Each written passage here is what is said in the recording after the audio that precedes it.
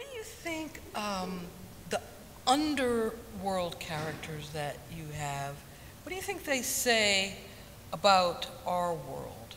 You know, I think about the Blanche and the two men she lives with, the madam. What is that kind of underworld aesthetic, as well as ethic, say about the overworld? Well, sometimes it can be a kind of a, you know, a dark little reflection of the overworld. So at the micro level of a single household, you can see something like, you know, patriarchy in action. And sometimes you get a wonderful combination of sympathy for these characters because, you know, they're living on the edge financially, there's no security there, and yet you're horrified by how they're behaving. So you can get the reader's sympathies and really twist them, you know? And I really like that. I've never liked writing characters who are just 100% bad, for instance.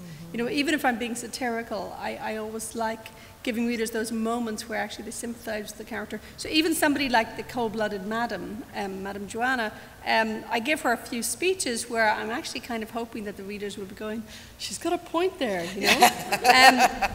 And sometimes a character who's kind of underworld like her will have a very clear insight into the you know, the hollowness of certain social ideals. So for instance, Madame Joanna, she was well known for providing, she helps Blanche farm out her baby, like find somebody to look after her baby full time. And that baby farmer was known for offering abortion services and birth services where you'd pay to go and stay at her and have your baby, and sort of fostering services as were. So, you know, that's a really interesting, unpleasant trade. You know, we've always needed somebody to deal with the unplanned pregnancies.